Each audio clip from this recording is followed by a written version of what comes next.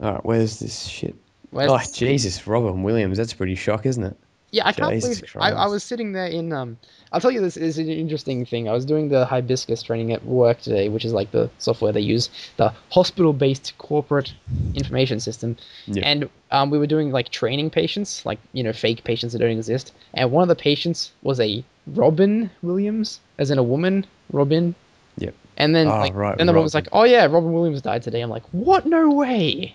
I didn't even hear about that until she told me. That was a huge shock. It was upsetting. It is a shock. It is upsetting, yeah, of course. It was, man, and then I read Fraser's thing on Facebook, probably upset me the most about it.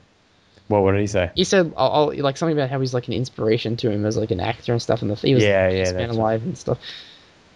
Oh, that gutted me. And I'll tell you Yeah, what, it is. I'll tell you what also gutted me. Oh, not Uh-oh. gut. Well, I mean, I suppose it's an emotional departure. I don't have to use whole lot unblocker for the WWE. Yeah. I tried that out last night, like 12:30. Yeah. Brilliant.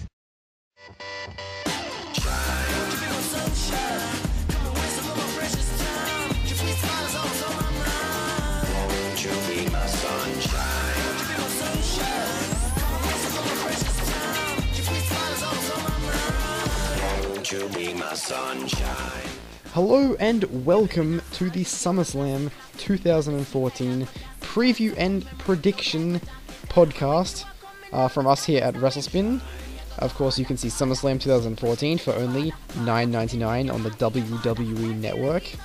Exactly, yes. The WWE Network, 9.99, hashtag shill. Anyway, so let us talk about SummerSlam 2014, which is the upcoming pay-per-view for WWE.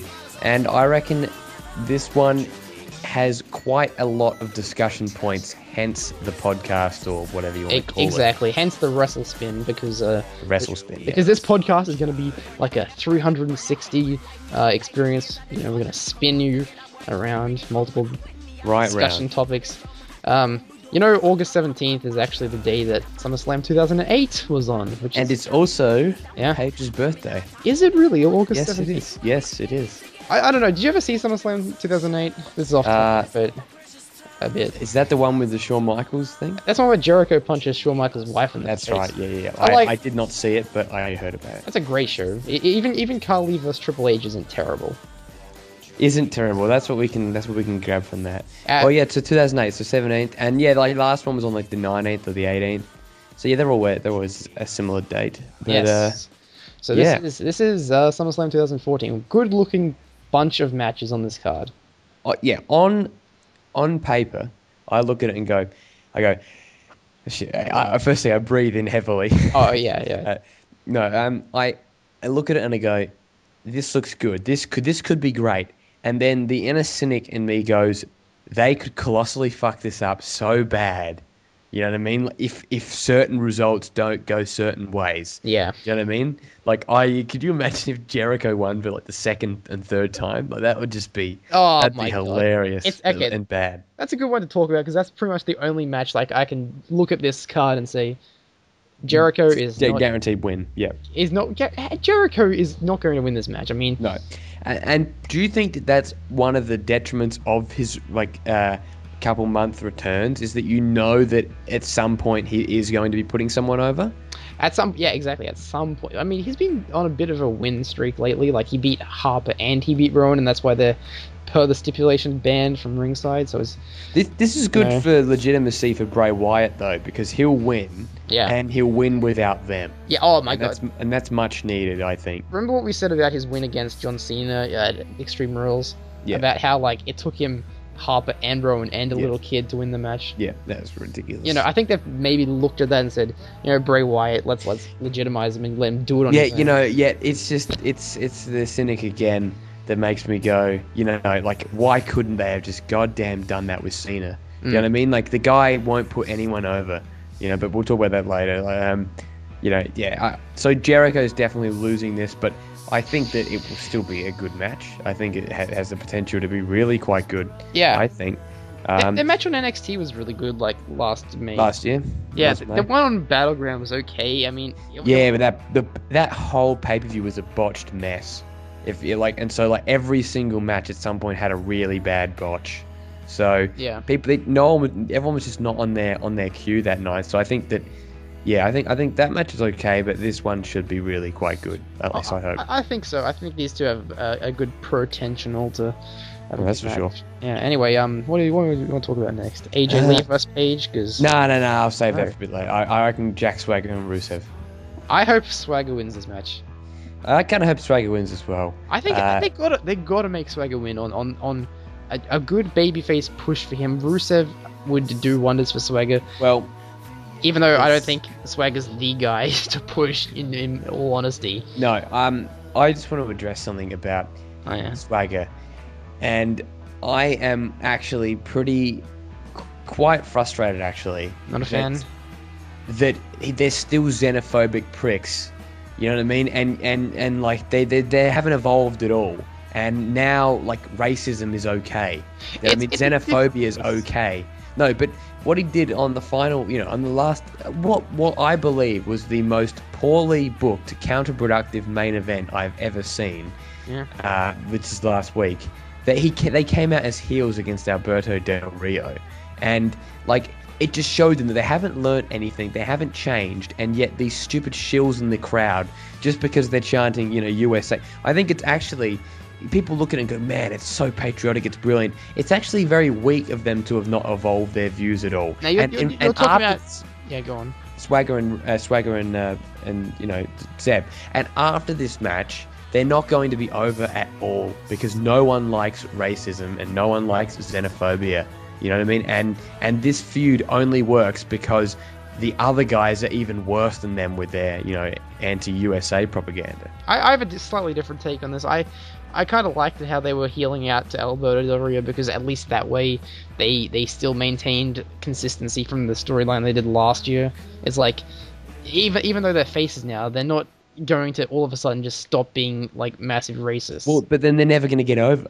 Yeah, but see, it's I don't think Swagger is not going to be a long-term babyface. This is no. See, what I think it's kind of obvious to me that even if Swagger loses here, it's going to do two things. It's going to elevate Rusev to like a new plane, or elevate Swagger, and then they'll turn him heel in a couple of months. Maybe they'll have a third match at Night of Champions. I don't think so.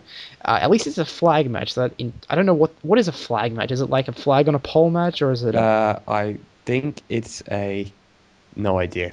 Yeah, because I mean, I heard it's a flag. What does that mean? I think it's a Judy Bagwell on a pole match. It's hold on, let me read it. It basically capture the flag, professional wrestling version, as the Wikipedia says here. Yeah, I'm reading it right now, actually. Yeah. If Swagger wins this match, then I kind of think that what's he going to do with a victory here? Who's Swagger? What does Swagger do with a victory? Swagger's not the kind of guy that they're going to strap to the top. They tried it. Look at 2010. Look at it. I mean, Swagger is not going to be the guy. In fact, who cares about Swagger?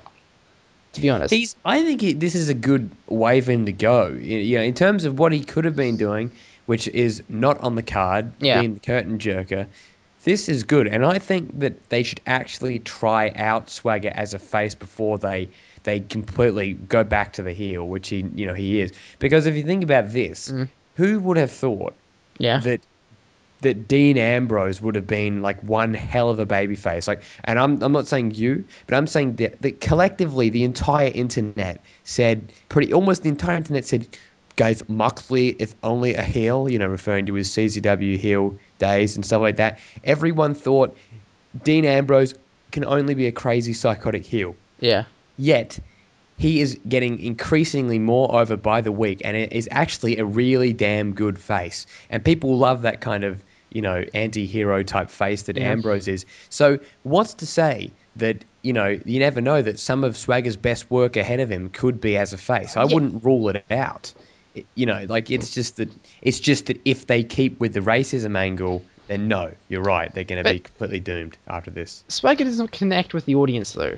I mean, not properly, no, not other than the USA connection and the We the People. That's all he's got going for him is the fact that people agree with his. I honestly think he could get over on his wrestling work. I'll tell you because it got Swagger over, and the guy is a very, very powerful power lifter type of, like, he can do interesting stuff. You think about it, he's been restrained to a very boring kind of, heelish power moveset, which is commonly never going to get cheers. But you'll notice, well, you didn't actually watch the whole match, but the Cesaro one, Swagger, the crowd popped pretty big when he got put into the ankle lock. The crowd popped pretty big when he... The move is over, though. The ankle lock is an over move. Exactly. Yeah, but it's even if it's an excuse, it's still on him, and that's still a good thing that they're still cheering for him. Whether you put those roadblocks in there and excuses to say, well, this is why. If they're doing that, then that's still a calculated move that does rub off on the wrestler. So it's not a bad thing that it's the move and the chant and all that's over than not him, because it still technically means that it's on him, if you get what I'm saying. Yeah, I understand that, but at the same time, I don't see... He doesn't have, like... The only reason people are pro-Swagger, regardless of his moveset, because, to be honest, the way they've been booking him... If he didn't have this whole like endgame feud with Rusev, I would not be pro Swagger, because if a Swagger victory over Cesaro multiple times is not a good move in my book. No, I agree. And the other reason they're doing that is to make Swagger look credible. Swagger does not connect with the audience on a babyface level. Like, not yet. He doesn't know what to do. If he looks lost out there as a babyface, he doesn't really change his like. He doesn't, address the audience. He doesn't. True. And I suppose is this really Swagger's fault though, or is this the booking? I think it's just he's a more natural heel.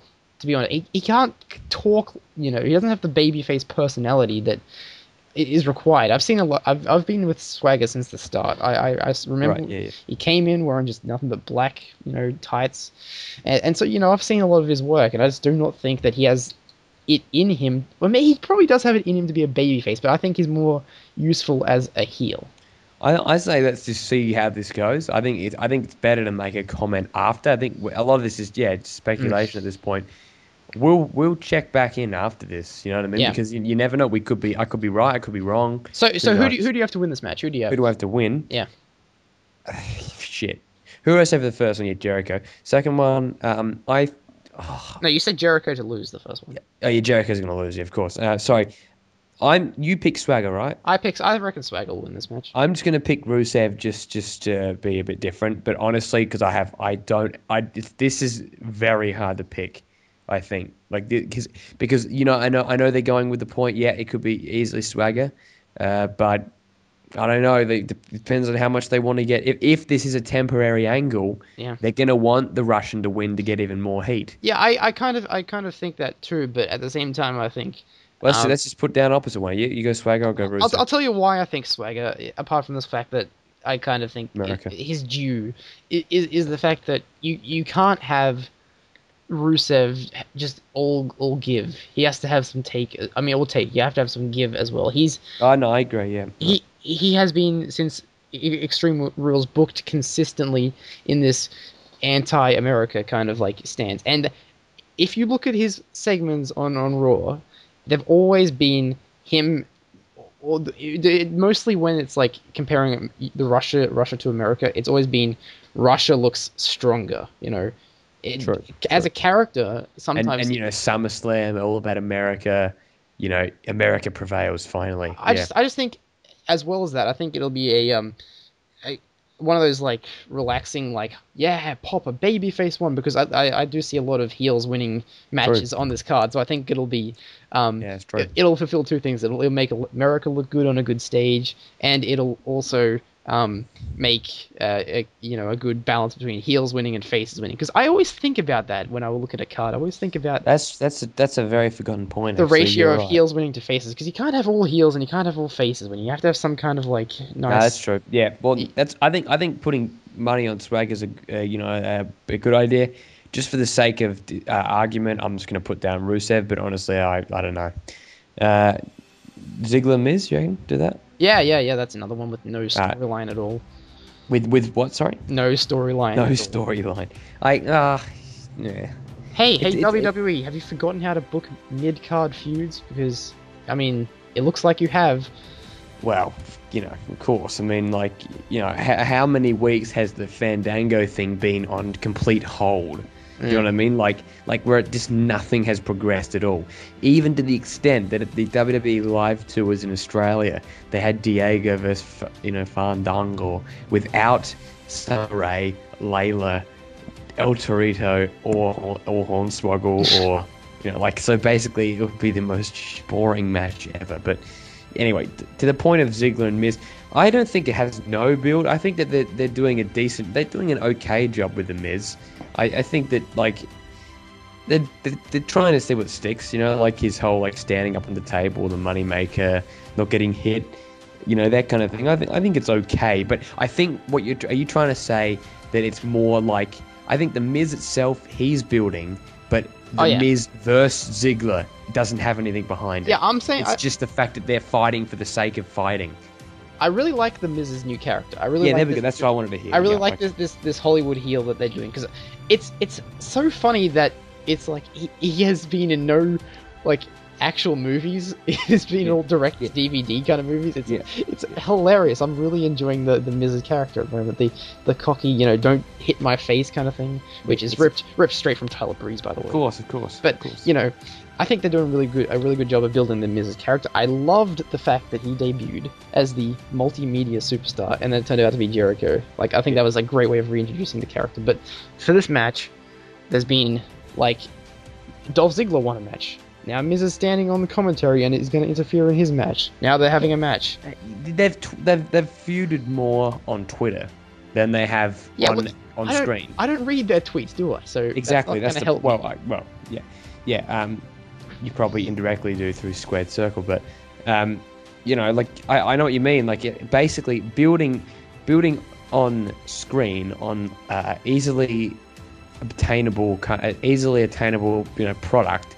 No, there's barely any build.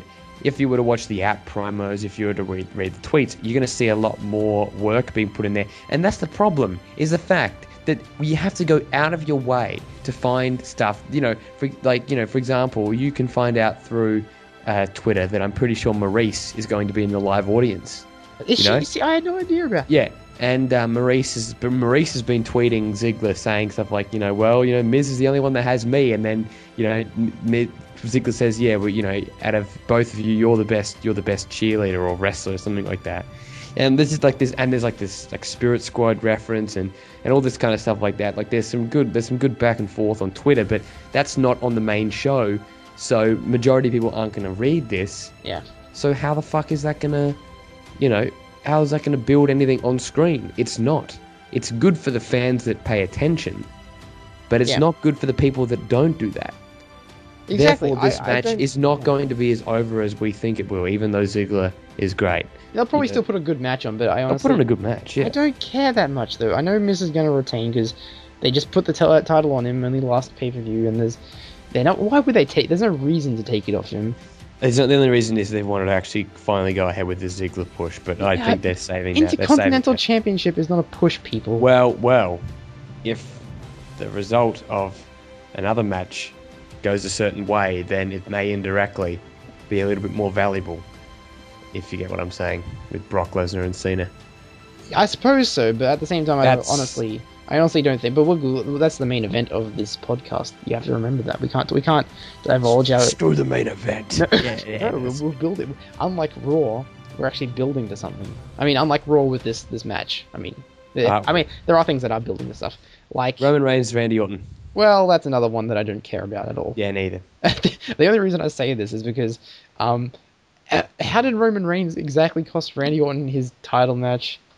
Interfering, I think? No, because the Fatal 4-Way match is talking about the fact that he was in that match cost Orton the title, because if you I thought he was referring to the fact that as he got announced to be the challenger, Roman Reigns came out, which then led to Plan C. That's got to be what it is. No. You fucking kidding me? He was bringing this up beforehand about it. He cost him his match, his championship. Because if you think about the Battleground pay-per-view, the Fatal 4-Way match, it was Kane, Orton, Reigns, and Cena. If Reigns wasn't in that match, Kane and Orton would have worked together, and Orton believes he would have won the title. So he's saying by virtue of Reigns being in that match is the reason why he didn't win the title. Right. So therefore he wants to, fight him. I don't know how that will accomplish anything. It's like you've been beaten down consistently on Raw by this guy for the last few weeks, and you think that in a match you're going to beat him. It's so clear that Roman Reigns is going to win. Which, I'll tell you the problem. I mean, this has had potential to be a good push for Roman Reigns, because if he really hasn't had that defining singles match at a Big Four pay-per-view, has he? No, so this would be it for him. Which Randy Orton is a very credible person on paper. A win over him, it'll be like, yes, he did well. But the problem is, I'm not invested enough in this match to care. Randy hasn't won all year. Exactly. I'm pretty sure. He won WrestleMania, Royal Rumble, and he won Elimination Chamber. That's right. Yeah, I'm sorry, since Mania then. No, he hasn't, no. Yeah. So, I mean, not that he's not credible. I think Orton will always remain somewhat credible. He's always going to be in that tier, isn't he? But he's not... Against, you see the direction they're going with this guy, Reigns. Yeah. It's so clear to me. The writing is on the wall. Yeah, I would not think in a million years that Orton is winning this match, unless it's by some screwy way. So I'm going Roman Reigns. Yeah, me too. And there's nothing more to say. Roman Reigns isn't as shit as everyone is recently going on about, but he's still not. I thought his promo on Raw this week was pretty good, actually. It's okay. It's not bad. It's not bad. It's not great. It's just there, I guess. The believe that thing was a bit weird. Yeah, he has good timing. I'll say that much, because he was in the ring there, and he without doing a single thing, before he spoke, he got the crowd going without doing anything, which I thought it could, it's a very subtle thing, but it takes a level of awareness. I mean, just after doing, a wrestling match against two guys, you probably wouldn't be in that mental state, but he was aware. Well, I hated that segment because I love Ryback. Okay, so. I'm talking about post-match. Yeah, but firstly, just to bring that up, that's the type of booking I despise, because it's just so obvious. Like when it's going to be a 2-on-1 handicap type thing, I knew for a fact that it was going to be either like a DQ, Roman would win, or he'd get the last laugh. Yeah. And that's the worst thing about it, is that if even though Roman was hell over there, I thought the funny thing was that so was Ryback. Do you know what I mean? And the Ryback is awesome. What did he say? Ryback said something like he said, yeah, that's right. He says, he goes like, playtime's over and so am I, or something like that. He yells to the crowd. I know, that's why I just thought that's great. Playtime's over and so am I. Yeah. The big guy is a charisma machine, I think. Even though I think Curtis Axel is slightly taller than him. Is he? I'm pretty sure he is. Okay, well, look it up. Look at next time they stand next to each other. But yeah. Orton is gonna job out to Reigns, and it should be a decent enough match. That's at least. Yeah, I'll watch it. Depends though.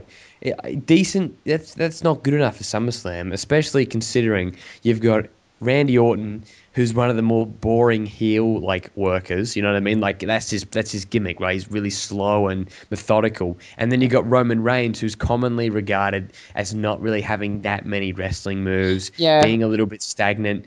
It got bad reviews on the house show circuit. I don't know. This one has the potential to be boring. I think Reigns will pull out some stuff we haven't seen from him. I hope so. But no, it has the potential to be boring. He has the I've seen his work in NXT, and he's quite good. Yeah, NXT, right? Yes. Yes, Liaki. Yeah. Oh, is that what you said? I thought you said NXT. Yeah. I thought you copied exactly what I just said. Yeah. Well, I thought you were like NXT or something in your impression. So I've seen him do some stuff. He's good. He can. I know, but he's doing the old John Cena, Hulk Hogan route of doing as little as possible and getting as which is going to get him booed eventually. No, but see, the difference between him and Cena is that he can pull it out when he needs to. Cena rarely does anything outside of his comfort zone, whereas I've seen Liaki or Roman Reigns, Yeah, but did you see him do these moves on NXT? Yeah, but he doesn't. Yes, that's the thing though. on NXT, they do that because they have to stand out. Once they get to the main roster, a lot of what unfortunately happens is their moveset gets cut to shit. Yeah. Even on NXT, it's cut to shit. But with Roman Reigns though, I think he knows how to put a good match on. He knows how to. Randy Orton knows how to. He does know, but I've yet to see it. So this has to be the time. There's a great triple threat match between him, Seth Rollins, and Dean Ambrose, which is yeah, really good. I know, but one, that's in 2012. Yeah. Two, that's FCW actually it was, and three, 2 years ago.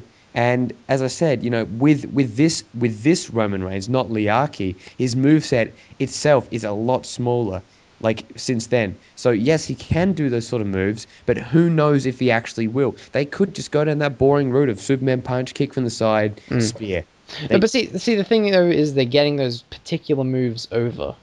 We never saw him. I mean, we did see him do these moves, but now the adjust wrist thing, punch and ground, Superman punch, get in the corner, spear.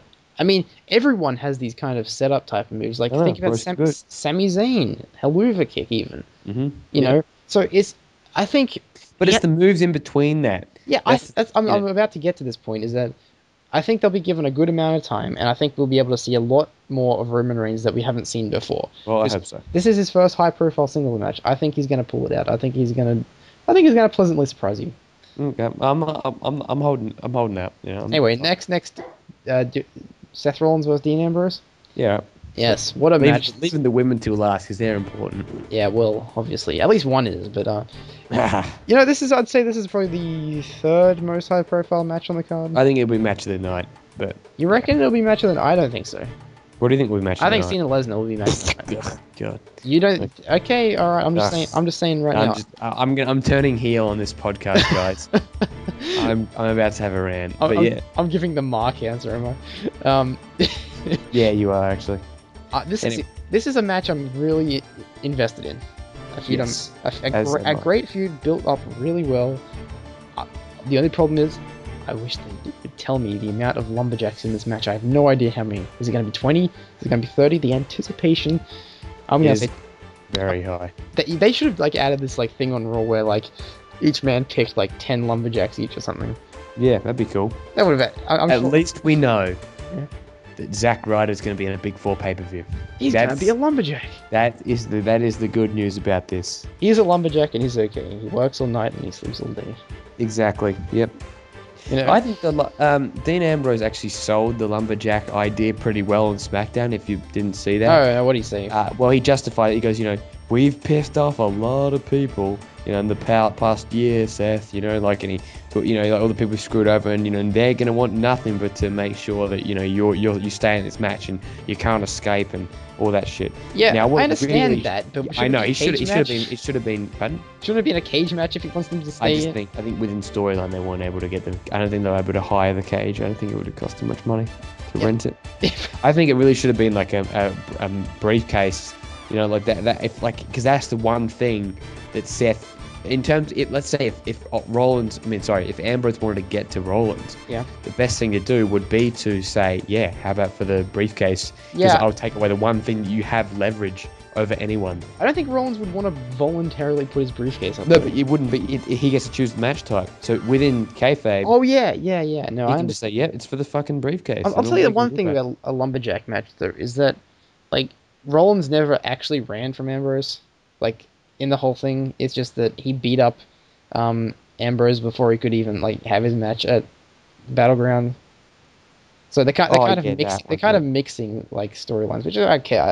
I suppose you could look at it as if I'll be these guys they hate you and they'll instead of you beating me up they'll beat you up or something like that. Yeah, I know what you mean. Yeah. But part of me is a lumberjack match, is this going to be all that? Because it's a lumberjack match. These two are capable of putting on a really good match. Will it be hampered by the fact that it is a lumberjack match? I kind of am a bit worried about that, but, good storyline. I've really enjoyed it. I would not be surprised if we possibly see a Rollins cash-in attempt quelled by Ambrose later on in the night. That would continue their rivalry. What, cashing in for the Divas title? No, obviously not. And Night of Champions, They could have the contract versus, well, I don't know what Ambrose would put up, but you know. Well, that's just Rollins versus Ambrose is definitely not over. So It's not over. It's over, obviously. It's over, but it's Yeah. not. It's not. The feud is not over Right. after this match. Like it won't be. It's It the won't Star Wars episode 5 of the feud, I think. Yeah, I think so. It's You know, Back to the Future Part 2. yeah. So that one should be good. I think there's a guarantee it will be a good match. Who's going will it be over? a great match? Who's going over? Oh shit! What do you reckon? Ambrose. I reckon Ambrose. Yeah, Ambrose before host. I mean, he picked the match, and like I don't. It depends on who gets the last laugh. It could. We haven't seen SmackDown or main event, so that could maybe change the view a little bit. But who knows? Yeah, I see. I just think that they'll have to go to a case like match where like it's the cases on the line. And now, actually, yeah, no, I think that's a good idea. I think Rollins maybe will win the next match then. That's yeah. what I'm saying. I think they'll go to that, and Rollins will ultimately win. Actually, so let's have a quick look. Let's quickly have a look who's got the last laugh on each show so far, right, on Raw. Didn't we conclusively prove that this is like not a thing? No. Recently on r/Squared Circle, someone did actually go and look at like the recent history. 65% of the people that don't get the last laugh or whatever get it the other way around. So it definitely, there is credence to it. Let's just do it for the sake of it. So we'll say Ambrose got the best of that. Miz got the best. Roman Reigns got the best. Rusev got the best. Steph got the best. Wyatt, no one got the best for that, but we know. And then Cena got the best. Oh, and Paige got the best. So you're saying the people that get the best lose? Well, I'm not saying that. I'm just saying that a lot of it, there is like a statistic behind it that more likely, like the momentum swing thing. Well, okay, I'm just gonna use my baby face to heel ratio. We got heel, face, heel, face, and then there's 3 that we haven't discussed yet. Yeah. So it's a good mix, I think. So far, my theory. I think it's a good mix. That's what we're gonna do next. Do you want to do Paige versus AJ Lee? Yeah. Yeah. Well, this is my house now, Conley. I'm taking this podcast over. I might push you off a stage, or I might skip around you, and you might get distracted and lose to an absolute horrid wrestler. It's Eva Maria's goat material, my friend. Come on. God awful. No, I can't. I don't know. God is apparently Geo in this anagram. Acronym. I don't know. What's it? A's. Anyway, yes. Fucking AJ Lee versus Paige. Who the hell is gonna win this one? And who the hell I mean, it looks like it'll be. I care. I don't care. I just don't care. Yeah, but you don't really watch anymore as much. I do watch. I watch. I'm an avid watcher. I watch every week. What are you talking about? I'm gonna watch NXT on Thursday, and I'm gonna watch on Friday, and I'm gonna watch main event tomorrow. Yeah, but you don't watch the matches leading up to it, though, don't you? Sorry, I don't watch SmackDown. Shoot. No, not SmackDown. What? No, I've seen. I know the. Have you seen every single second of this build? I know what's happening in this build. Okay. Well, I think it's been okay. I think it's been decent. Just because I've seen it doesn't mean I care about it. Starting with, that's fair enough. Starting with the turn, which was a good idea, definitely. Wait, you explain the turn. Come on. The Paige turn. Yeah, explain it. Come on, explain it. Explain to me why it's so brilliant. So what I think what didn't make sense was her not turning at the end of Battleground, and so that was really weird. So she turned the next day, and ever since then she's kind of adopted this sociopathic, addictive personality kind of thing, where she's in love with AJ. But it appears this is where the storyline has a huge problem.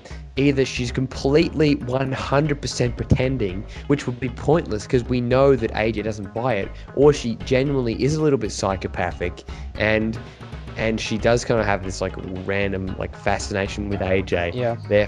So what is it? Is she a sociopath, or is she? No, she's not. You think she's actually crazy? You think they're gonna reduce her to being crazy? No, wait, no. I think it's a nonsensical storyline. I think she's just being sarcastic. Yeah, so sociopath. Okay, sociopath. I don't think that's sociopath. I think she's just being a sarcastic, oh, she's my friend, ha ha ha, she's my friend, don't hurt her. It's so obvious she's just being a Yeah, I know that. Except this But take. but the thing is, why would she continue to be like that It when makes no AJ sense. knows? Yeah, exactly. The whole AJ turn makes no knows that sense. AJ knows that she's a complete like psychopath and she doesn't actually like her and she's not her friend. Yet they keep going on about the frenemy thing. But at this point, unless Paige is actually psycho, and is disregarding that, there's no reason for her to be pretending in front of her anymore because the secret's out. She's disingenuous. Exactly. I don't understand this whole That's why it's confusing. storyline. It doesn't make sense since day one. Why is And she a they heel? made a huge misstep last night. Personally, not on Paige's behalf. I think Paige pushing up the stage was good. The turn was good. Yeah, the Whole stage was- push was like the most oversold thing ever. Of course. Like the Big Show one was more credible than her. Oh, that was great. But she fell off the stage and then she like jumped a normal person getting pushed off the stage would just stood or something. But if she purposely jumped and it was so obvious, AJ jumped and like launched herself and yeah, okay, you hurt yourself on purpose at AJ. Hey, that could be part of the storyline. She could be a masochist. Yeah, that could be it. Oh, that would be a great angle. That'd be not PG, but I don't care. I want to see that. Yeah, no, I wouldn't. I would say that what I think. What the fuck? What shit? Sorry, shit. What? Kevin Steen signed. Okay, that's Wait, really Kevin cool. Steen signed? Holy, Kevin Steen's in a picture with Triple H, right? What the Chopped. shit? No, that's real. That's real. Holy crap. Okay, sorry. You just caught a mark in what's the word? Yeah. Anyway, as I was going to say, that whole thing was interesting. But what I think is quite stupid was having AJ go mental against Eva Marie. Now, even though Eva's a heel, even though Eva is the most hated diva in recent history, it was still a heelish move to provoke her for no reason and just claim crazy. She no longer has the moral high ground because now, as you can tell, I've clearly thought this out. Me and my wrestling forum buddies, we've discussed this. Oh, okay. Discussed the storyline to shit. Trying to make something out of what probably isn't even there, unfortunately. But the problem with this is that you have someone like AJ who is naturally the babyface because she was attacked by Paige. She was pretended that they were friends and she attacked him. Now, that's the heel thing to do, right? Yep. Yeah. We understand that.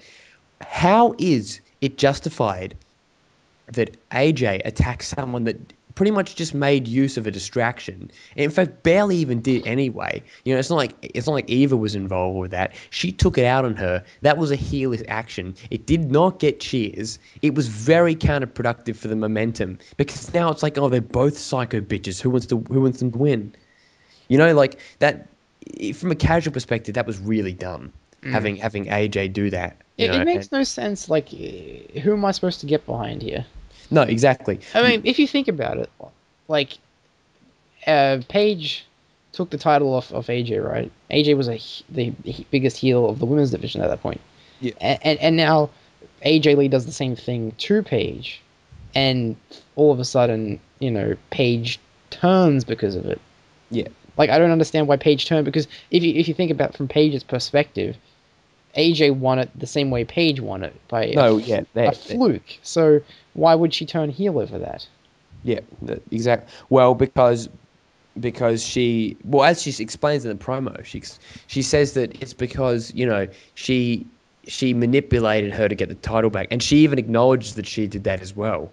But she's saying that she did the same thing, and then she's saying she turned because what did she say? Oh fuck! I completely forgotten. It is explained that she's turned because she's like frustrated. She's like, fuck you. But no. But what doesn't make any sense is because she's saying she's still friends even though she's attacking him. She desperately wants the title back. That's the story. She wants the title back, but she's pretending to be the girl's We're friend wasting way too much breath on this. I think we've thought about it more than they have. Anyway, who goes over? AJ Lee, I'm assuming.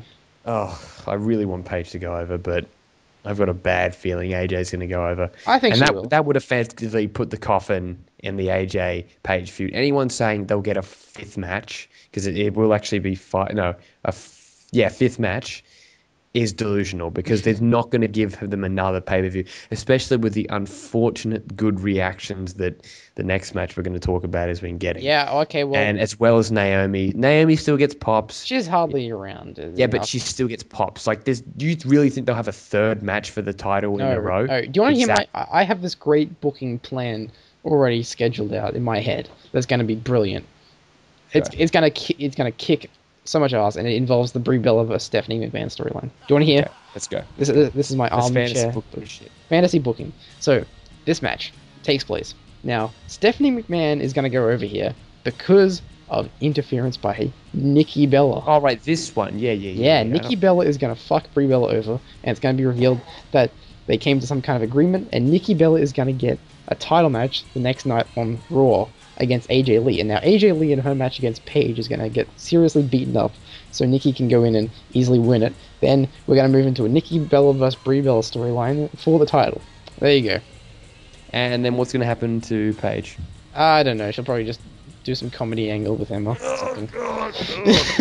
The cringe. You know what the thing is? The thing is, this is the most logical thing, unfortunately. It could happen. I think it's going to happen. Because it's one of those ones that's not a common mark/smark view, but it's one that you could realistically predict. Do you know what I mean? And then be heralded as a pretty smart guy to figure that out.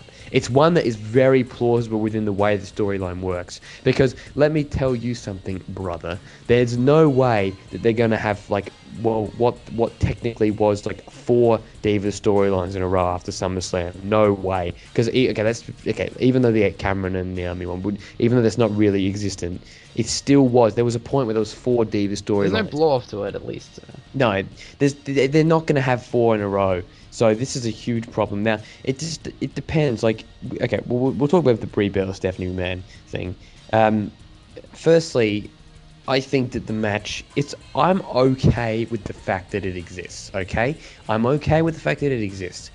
What I'm not okay with is the amount of time that they've put into it, the main event status of it, the ridiculousness of the angle, and the complete and utter destruction of Daniel Bryan's character indirectly. What just happened tonight, what I think is very much, I'm getting shades of Zack Ryder right now, because Bryan can't defend himself, and there's this scandalous, and if they even plant the picture, or paint the, even plant the seeds, if they even plant the seeds of Daniel Bryan being an adulterous cheat, then the stupid idiot little 12-year-old fans are going to think that, that even if it is revealed later on, they're going to stick to the first thing and go, Daniel Bryan, I don't like him anymore. But didn't they immediately reveal it on the show this week that it was just for... No, they did not. Yeah, but I think that's what they alluded to. No, they did not. It was just for Brie to slap her, and therefore she would get arrested. That was us who are,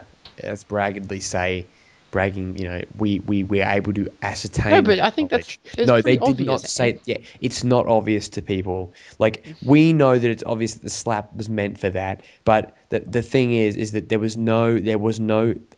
WWE is not that subtle, and they need to actually have a situation where they full on come out and say, yes, I lied about it. I got paid money for it to do this. WWE has never been that subtle. And they never just said, oh, yeah, it's just to be assumed. Because there are some dumb people out there, Angus, okay? The funny thing was, though, is that everyone chanted yes when they said Daniel Bryan was having an affair. Do you know who, yeah, probably because, yeah. Do you know who the girl was? She's actually a... it's not Claire Lynch, I know that much. No, yeah, I got the biggest Claire Lynch vibe from the whole thing. She looks a lot like her, though, I'll tell you that much. A little bit, yeah.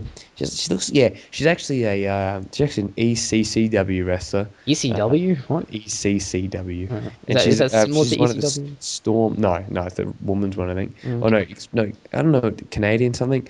Emma was there. She's actually trained by Lance Storm. I think she's been signed to NXT.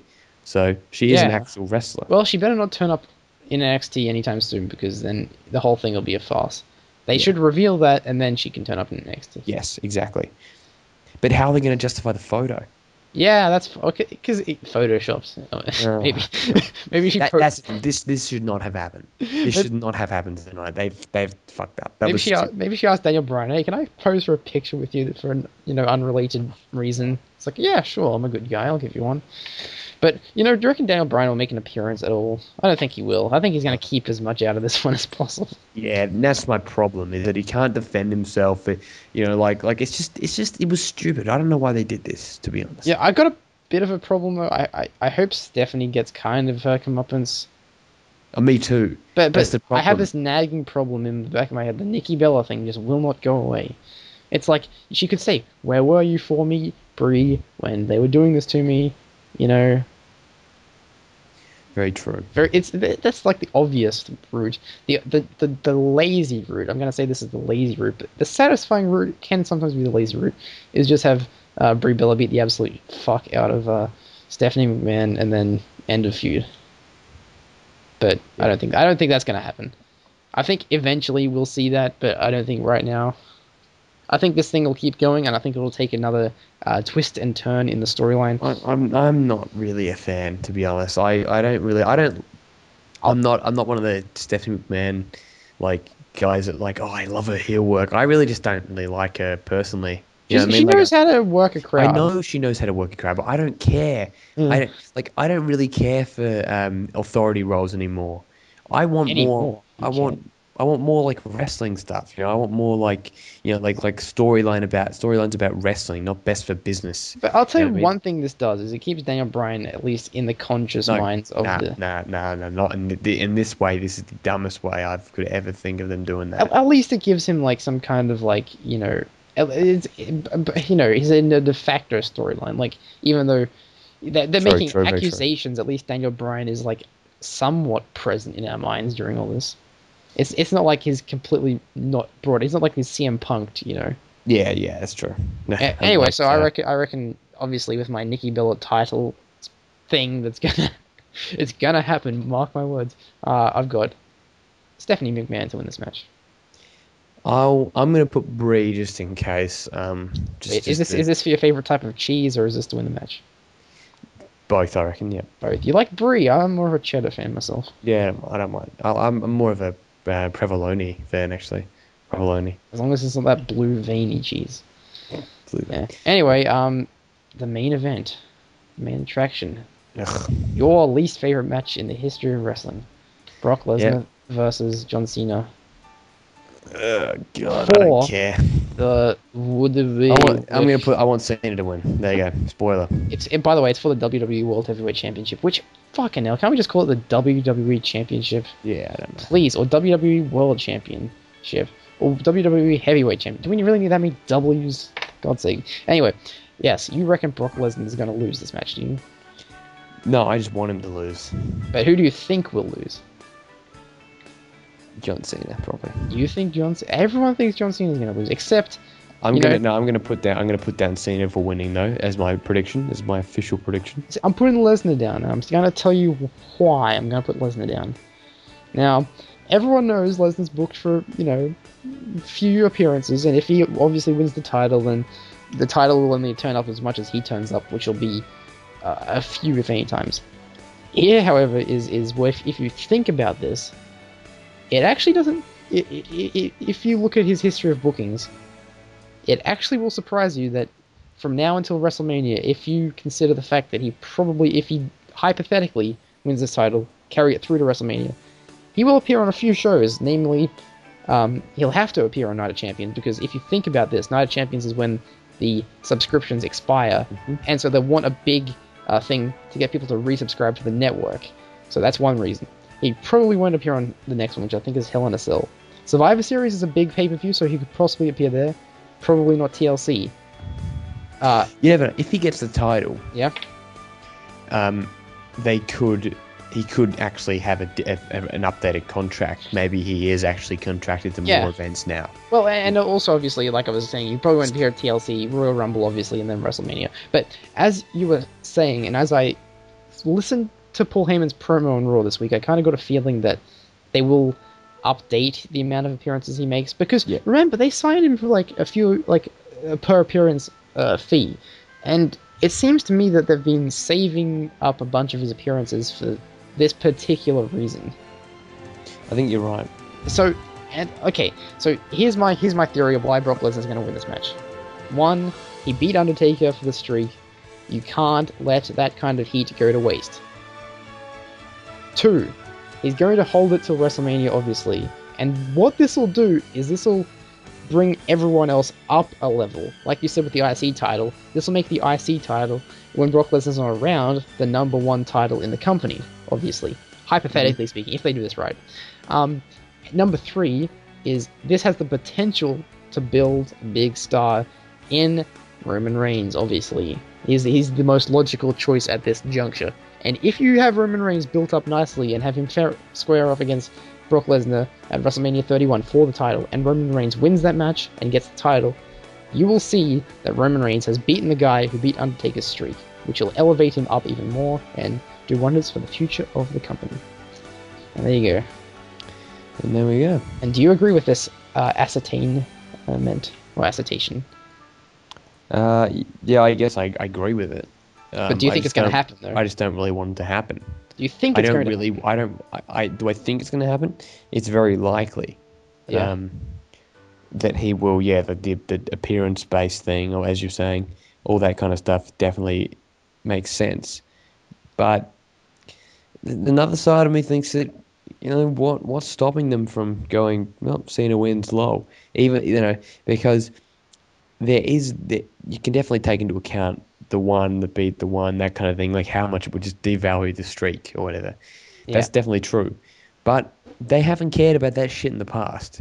They have not cared about what damage John Cena does to another wrestler in the past. Yeah, This is a bit different. It's a bit more extreme.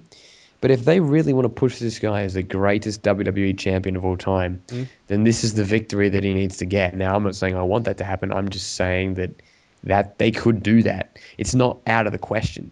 Let me put this to you, though. Since Paul Heyman has been mentioning on a weekly basis the whole streak thing, don't you think that they haven't forgotten about this whole thing? And that when Brock Lesnar came back, that was the first thing they mentioned, the streak. Yeah. The streak. I think no matter who it was that beat the streak, I changed what I was about to say.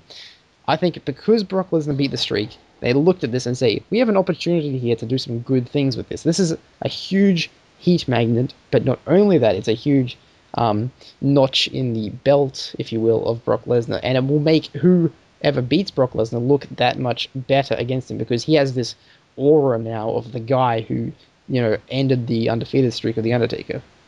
Yeah. So, I mean, if like, say when Daniel Bryan beat John Cena for the title, it was really good to see that. Great. And John Cena is like that A+ kind of player. So when Daniel Bryan beat him, it was a big deal.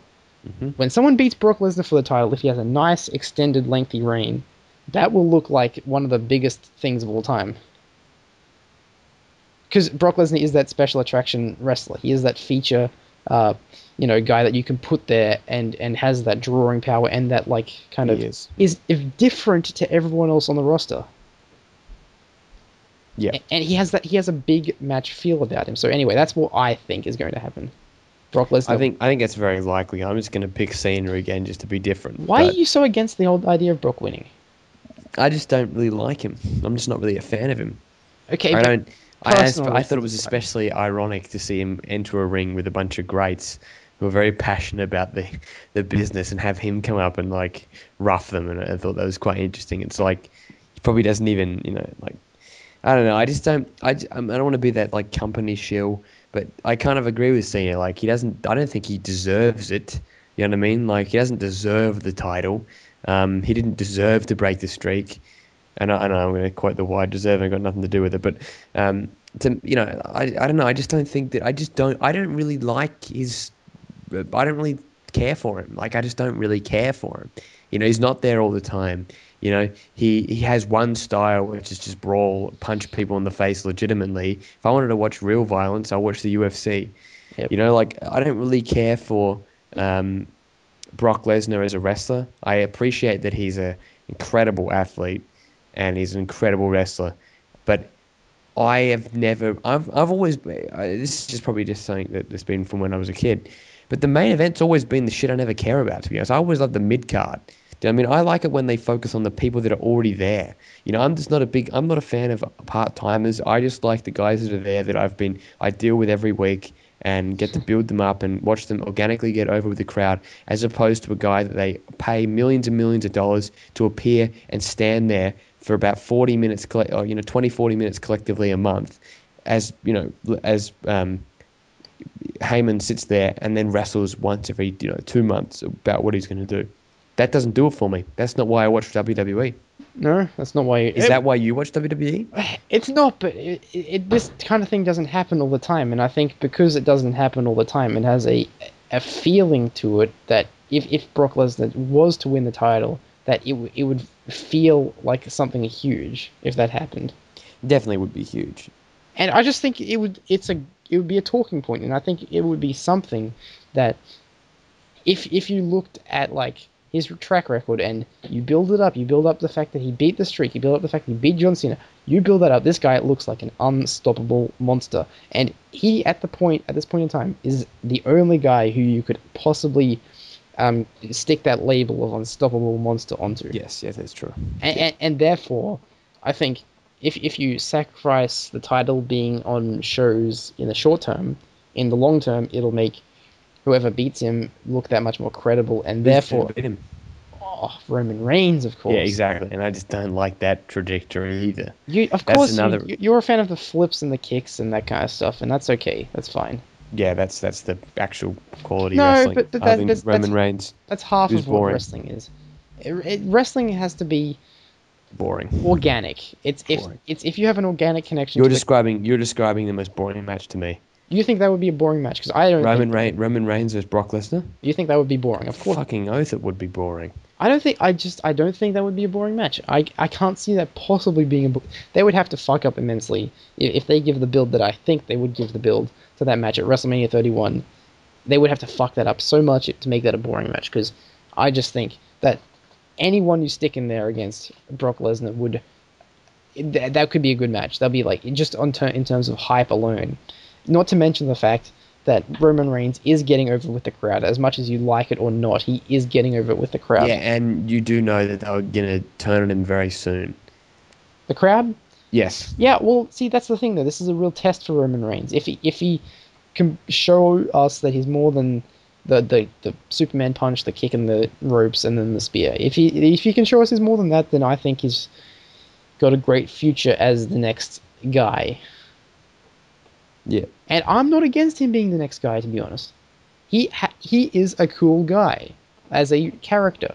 He's one of those cool, bad, tough guys that you want to get behind. You know, he's not a smiling, dancing, take you not so seriously kind of like PG, kiddie-friendly character like John Cena. Which I'm an ass-kicking son of a bitch. Well, he kind of is, though, isn't he? Don't you think? That's from that promo. You know, I don't give a fuck about who I piss off. You know, that promo, whatever. The Brock Lesnar one. Yeah. But anyway, that was good. That was a good bit. You know what I'm saying, though, don't you? Like, Roman Reigns is kind of like the antithesis of Cena. All black, straight to the point, not comedic in any way.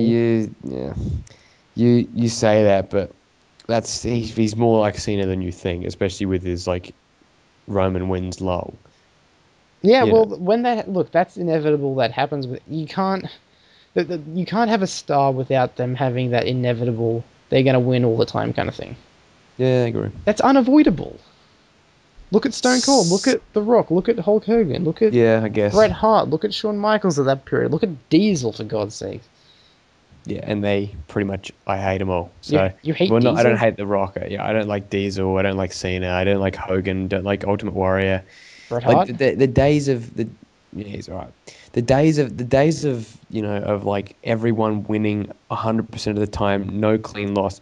That's over. And something that New Japan does a lot better, from what I've read, is that there's a guy there that's super over, that in the G1 climax lost 8 matches in a row, right? And over there, wins and losses aren't as detrimental as it is over here. Like, anytime someone loses a match, you instantly think, oh, buried. Do you know what I mean? Yet over there, like like it doesn't matter as much, and that's the big problem. Is that that everyone's too afraid. Everyone has to lose by count out, win by there's barely any clean losses anymore, and stuff like that, and that leads to a problem that it means that when someone wins all the time, you just instantly think, oh, that's it, he's going to be a Superman, that's probably the biggest issue.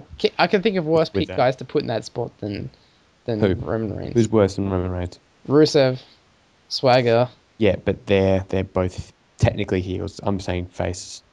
Worse guys. There's plenty of worse guys to put in that spot. Name them.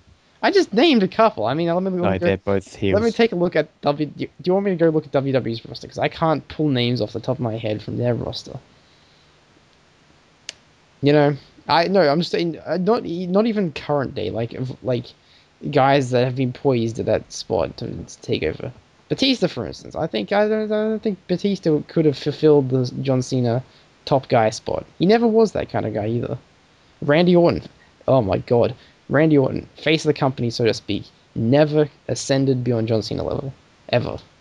And I like Roman Reigns much more than I like Randy Orton. And that's even with Randy Orton's slickness in the ring. I'm not a Randy Orton fan, to be honest. I just tune out as soon as he comes in. Whereas Roman Reigns, for the most part, is still kind of fresh. Yeah. Sheamus. Sheamus is another guy who I just cannot stand at this current point in time. Yeah, same. Sheamus wins, lol. I love one of those guys. Now, who's missing from the card that you think should have had a match? Sheamus. He's not on the card.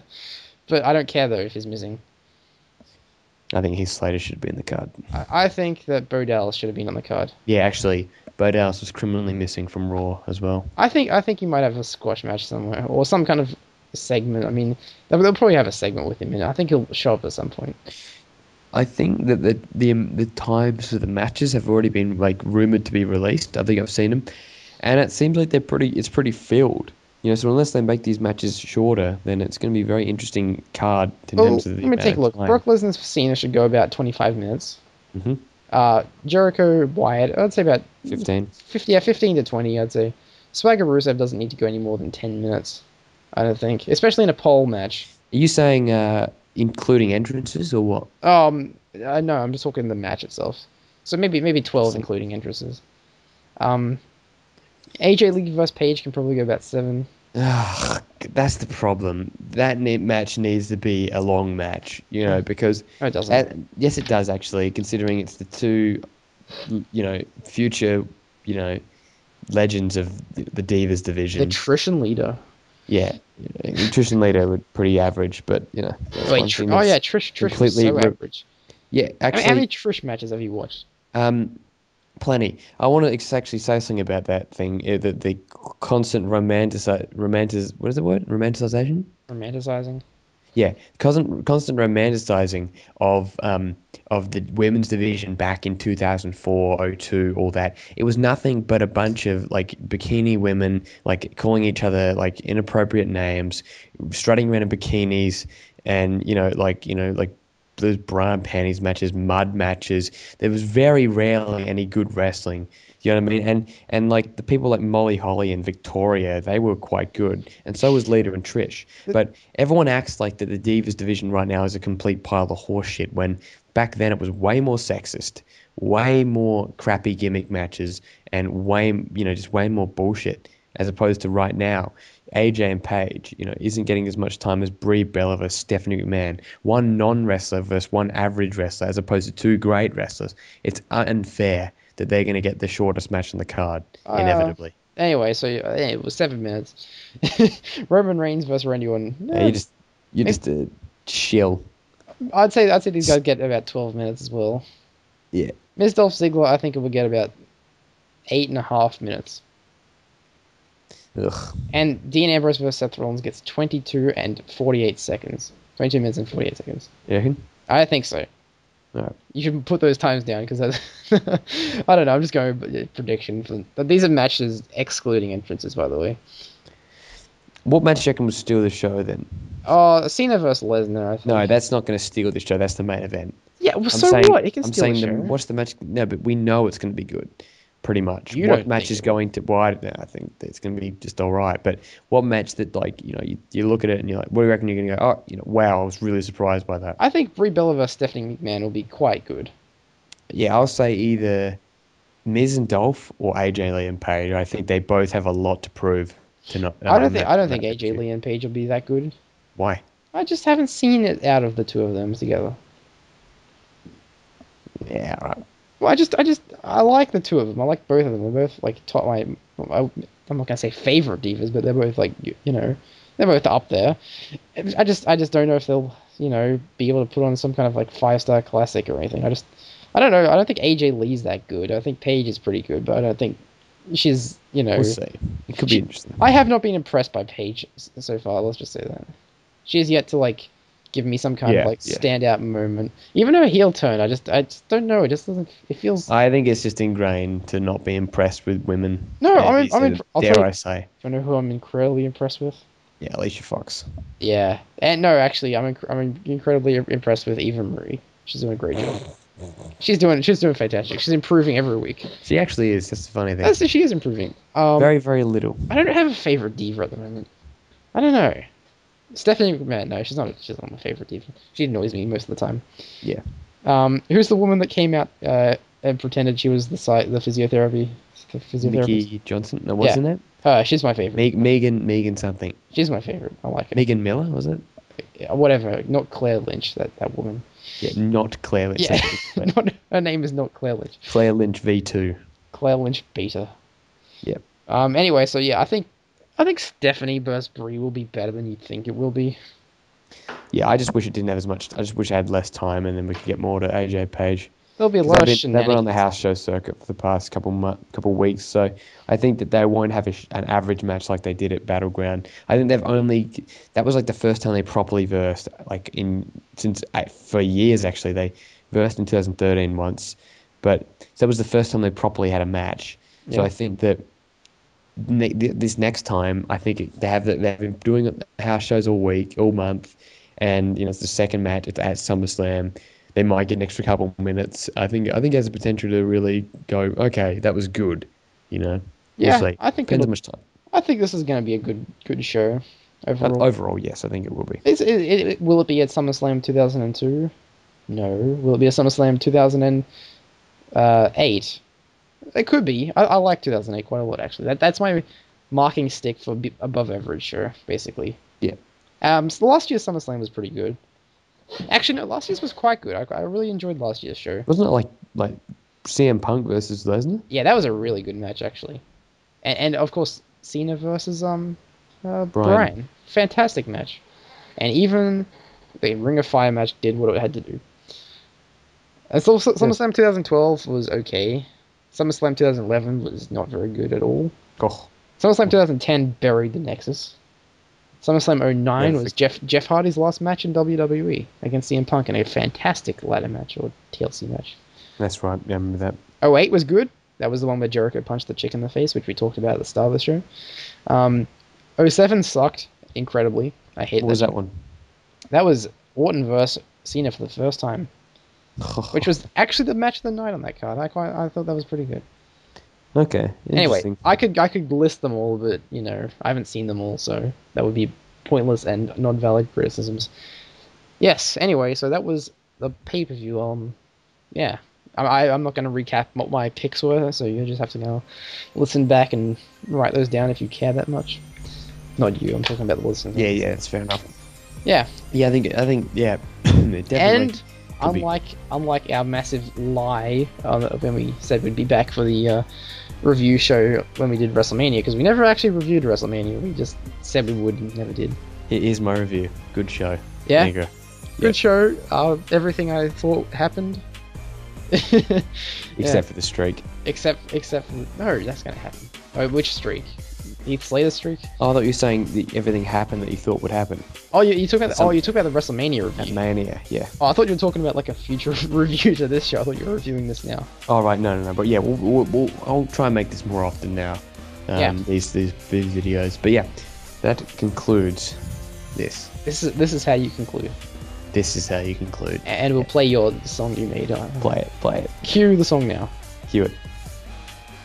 Okay, alright. Very good. Alright, see you later. Bye. See ya. Bye.